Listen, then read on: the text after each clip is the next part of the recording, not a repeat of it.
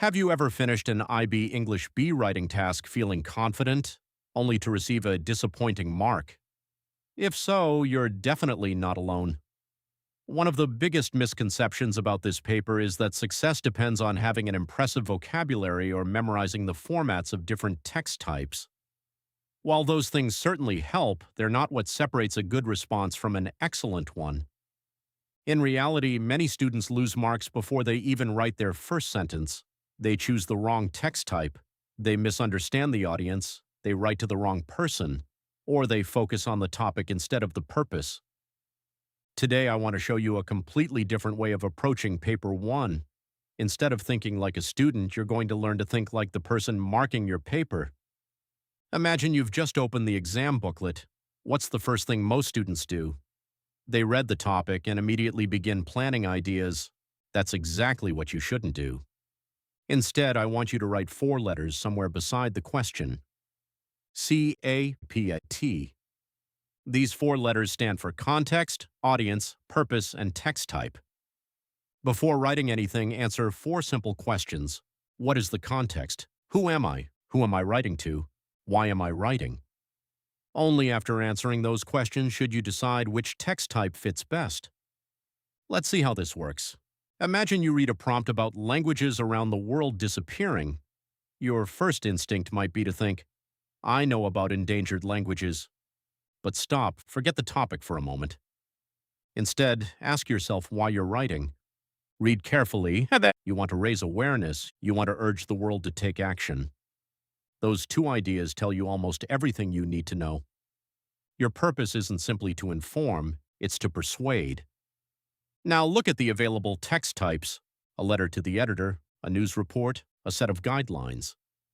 Which one naturally persuades thousands of readers to care about an issue?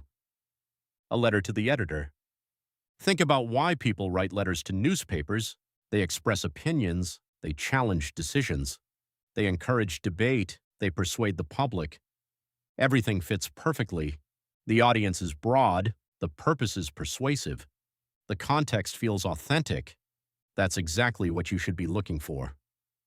Now let's examine the news report.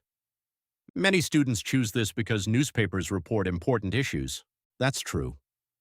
But there's a problem. News reports are expected to remain objective. They present information rather than personal opinions. So if you choose this option, you can't simply tell readers what you think. Instead, you'd need to report what experts believe, what researchers recommend, or what organizations are proposing. Rather than writing, world leaders must act immediately. You might write, experts warn that urgent international cooperation is essential. Notice the difference? The report stays neutral while still communicating the same message.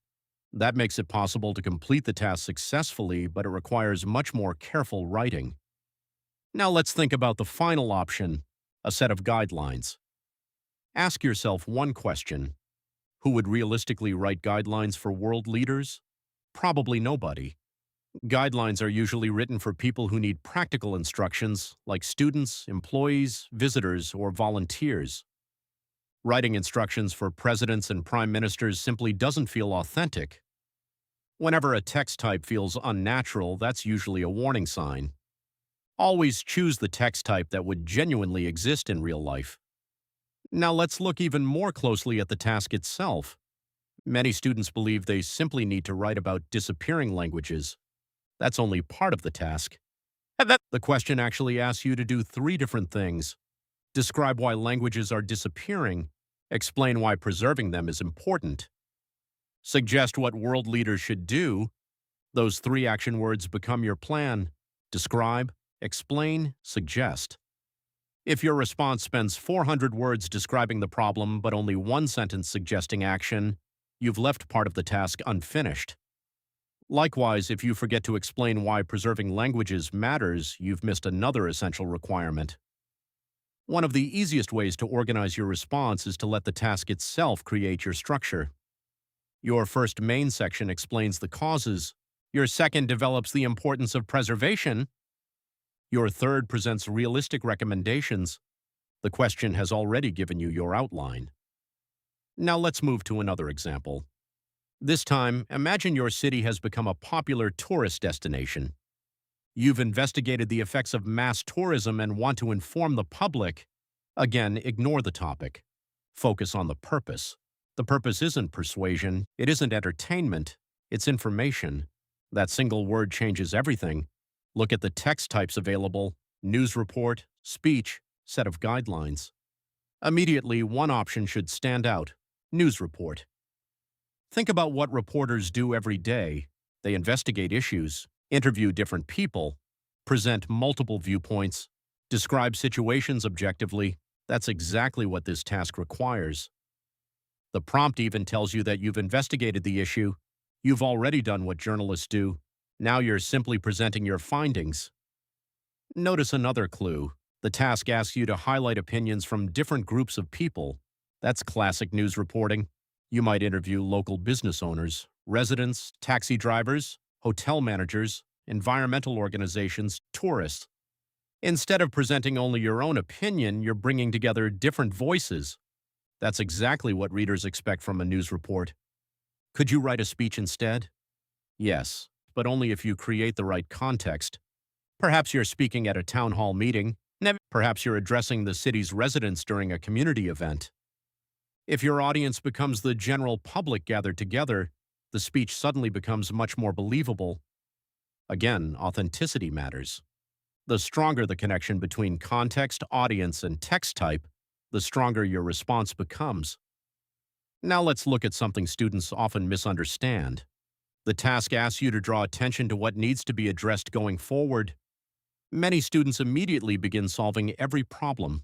They suggest new laws, more hotels, fewer tourists, new taxes, environmental campaigns.